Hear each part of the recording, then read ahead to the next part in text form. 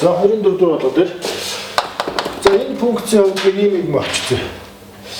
F-от альфа маань F-от альфа маань дөрвийн альфа хувахан дөрвийн альфа гэдэг нь 2 юм байна. За тэгвэл альфа нь юм байдаг юм бол F-от нэгээс асах нь альфа хэдий гэдэг нь авчихсан. Нэгээс нь альфа гэж чинь дахиад энэ дээр яах вэ? Дөрвийн нэгээс нь альфаг хуваах нь дөрвийн нэгээс нь альфа нэмэх нь 2 болно. За энийг задлчих юм бол дөрвийг хуваах нь дөрвийн альфа хуваах нь дөрвийг хуваах нь дөрвийн альфа нэмэх нь 2 гэсэн. За тэгэхээр яах вэ?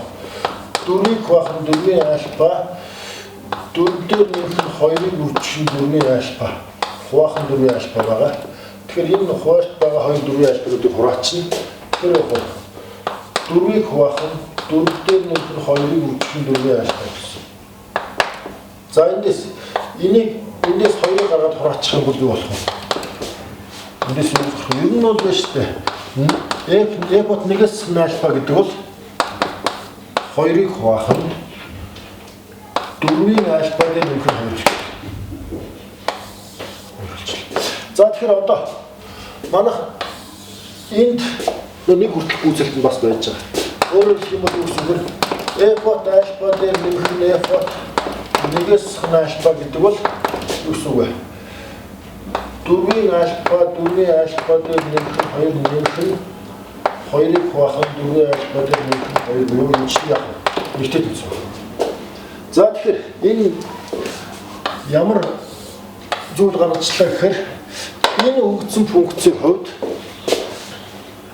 нэг альфа гэдэг тоо болон нэгээс нь альфа гэсэн ийм 2 аргумент бүхий утгуудын нийлбэр. За энийг нь x, энийг нь y гэж хэлчих юм бол тэ x дээр нэмэх нь y-ийн нийлбэр нэгтэй тэнцвэр байх юм бол f-от x дээр нэмэх нь f-от y бас нэгтэй тэнцвэр байна гэж одоо гарч ирж байгаа гэсэн үг. За манай нөхөх тестэн дээр бол яг энэ нь a, энэ нь яг b гэдэг чинь ингээд нөхөх хэрэгтэй байна. За ингэвэл бидний олох гээд байгаа тий f-от нэрийг хуваах нь 1986 нэмэх нь f-от 2-ыг хуваах нь 1986 1 За гэх мэтлэнгээр яг f-от 1986-ны 1985. За эдгээр нийлбэрийг тооцоолох гэж байгаа. Энийг олох гэж байгаа. За энийг олно гэдэг маань хоёр талаас нь энэ хоёрын буцахаа аргумент буюу тий 1986-ны 1 дээр нэмэх нь 1986-ны 1985 хоёрын чинь нийлбэр 1 байхгүй. Тэгэхээр энэ ясаар хоёр аргумент нийлбэр 1 гэж энд нь 1 болно гэхээр энэ хоёр 1 болно. Дахиад дараагийн хооронд дахиад дотор нэг авах юм бол дахиад 1 болно 1 болно гэдэг их мэтлэг баах нэгүүд гарна. За энэ нэгийн тоо болно шүү дээ. 1985 хүртэл натурал тоо байгаа тий.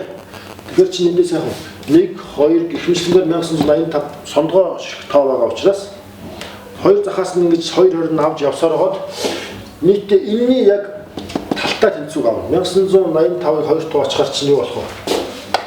1985-ыг 2 тоо очихар чинь 218 тэгээд 4 5 гэж чинь 224. 992. Тэгэхээр энэ бол 992 шиг яг нэг тоо байгаа. За тэгээд дараа нь дахиад дунд нь ганцаараа нэг нь сондгоорч үлдэнэ. Тэгэхээр тэр нь ямар байх вэ? 1986-ны за 992-ын дараагийн тоо буюу 993 байна. За энэ хэд болох вэ?